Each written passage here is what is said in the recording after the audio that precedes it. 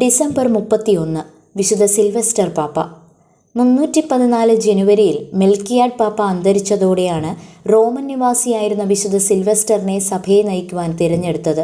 തിരുസഭയ്ക്ക് അവളുടെ അടിച്ചമർത്തൽ നടത്തുന്നവരുടെ മേൽ താൽക്കാലികമായ വിജയം ലഭിച്ച സമയത്താണ് വിശുദ്ധ സിൽവസ്റ്റർ പാപ്പ പദവിയിലെത്തുന്നത്.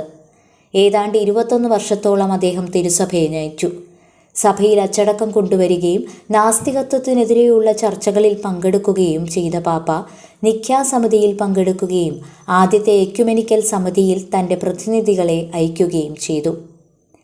ഇദ്ദേഹത്തിൻ്റെ പാപ്പാ ഭരണകാലത്താണ് കോൺസ്റ്റന്റൈൻ ചക്രവർത്തിയുടെ കീഴിൽ റോമിൽ പ്രശസ്തമായ പല ദേവാലയങ്ങളും സ്ഥാപിതമായത്. ബസിലിക്കയും അതിൻ്റെ ജ്ഞാനസ്നാന പീഠവും, സെസോറിയൻ കൊട്ടാരത്തിലെ ബസിലിക്ക, വത്തിക്കാനിലെ സെയിൻറ്റ് പീറ്റർ ദേവാലയം, കൂടാതെ രക്തസാക്ഷികളുടെ കല്ലറകൾക്ക് മുകളിൽ അനേകം സെമിത്തേരി പള്ളികളും ഇതിൽപ്പെടുന്നു. ഇവയുടെ നിർമ്മിതിയിൽ വിശുദ്ധ സിൽവസ്റ്റർ സഹായിച്ചിട്ടുണ്ടെന്ന് നിസ്സംശയം പറയാം.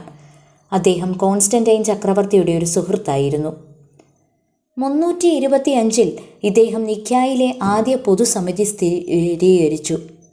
തിരുസഭയ്ക്ക് സമാധാനത്തിൻ്റെ ഒരു പുതിയ യുഗം ഈ വിശുദ്ധൻ വാഗ്ദാനം ചെയ്തു.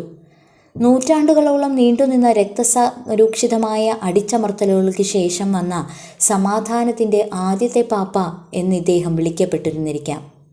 റോമൻ സംഗീത സ്കൂൾ ഇദ്ദേഹം സ്ഥാപിച്ചതാണ്. വിശുദ്ധ പ്രസില്ലയുടെ കല്ലറയ്ക്ക് മുകളിൽ അദ്ദേഹം ഒരു സെമിത്തേരി പള്ളി പണിതു. 335 ഡിസംബർ 31 മരണമടയുമ്പോൾ വിശുദ്ധനെയും ഈ പള്ളിയിലാണ് അടക്കം ചെയ്തത്.